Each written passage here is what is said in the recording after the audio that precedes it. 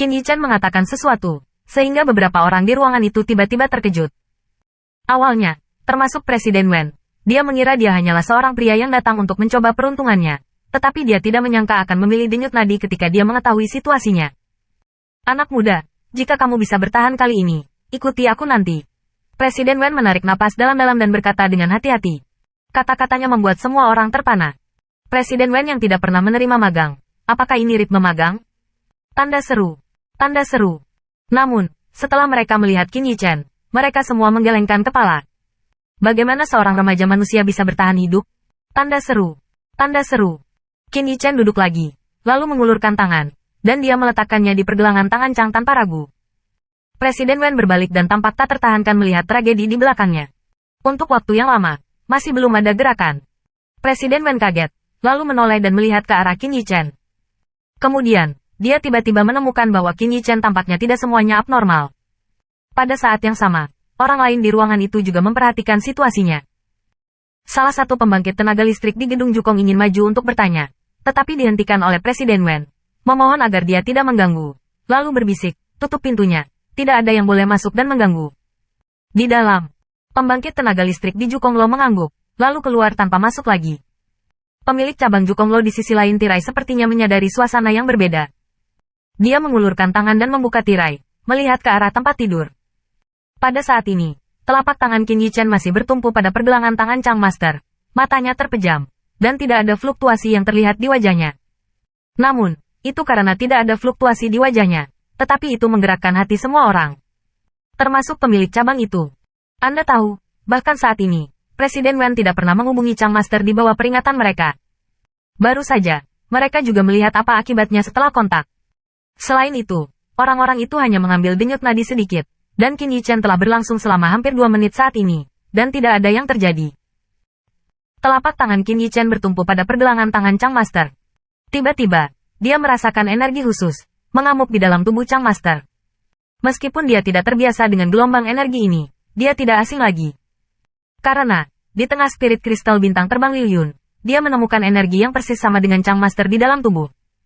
Dan energi itu, setelah bersentuhan, telah menembus ke dalam dantiannya, dan sejauh ini tidak ada berita.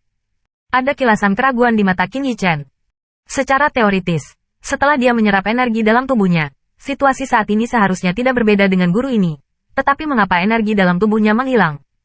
Dia merasakannya untuk waktu yang lama dan akhirnya memutuskan bahwa Chang Master berada di ambang kematian karena energi itu. Nah, selama dia bisa mengeluarkan energi khusus dari guru Chang di dalam tubuh, dia seharusnya bisa menyelamatkan guru Wen.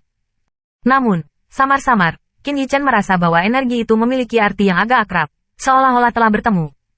Pada saat dia mengendarai spirit kristal bintang terbang Liu Yun, dia merasakan hal yang sama. Namun, Qin Yichen tidak dapat mengingat kapan dia terkena energi khusus ini.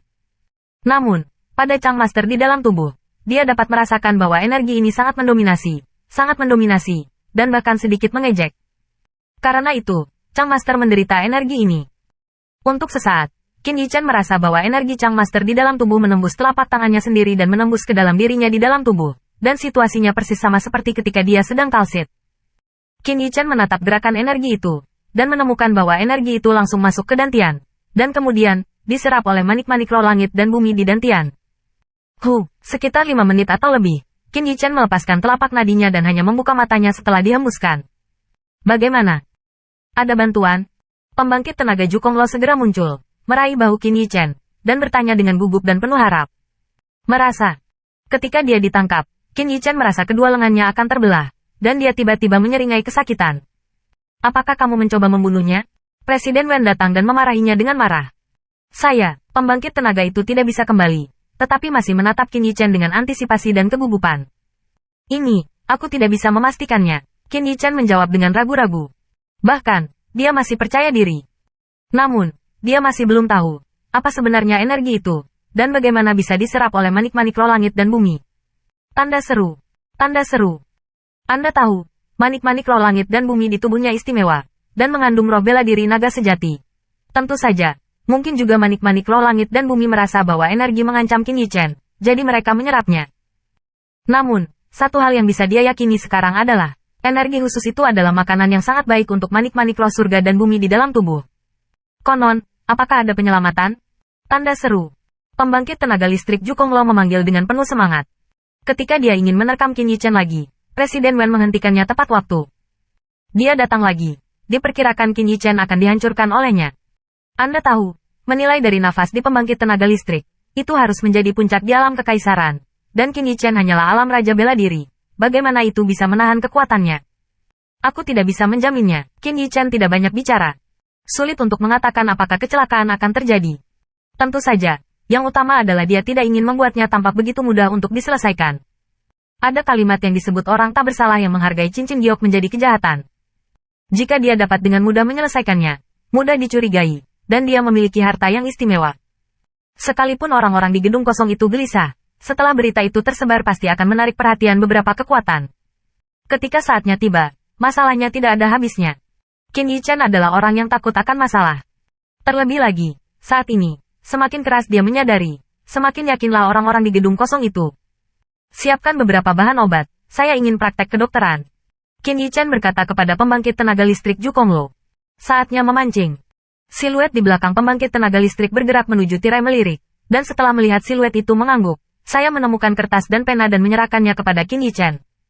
Qin Yichen tentu saja tidak sopan, dan menulis di atas kertas berbagai ramuan obat tingkat atas dalam ingatan dan di dunia.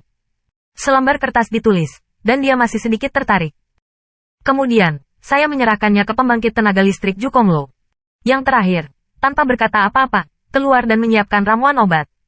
Sementara Presiden Wen ada di samping, dia bingung. Karena, ramuan obat yang ditulis oleh Qin Yichen semuanya top level, tidak ada yang biasa, atau bahan obat tambahan. Oleh karena itu, Presiden Wen kita sangat bingung.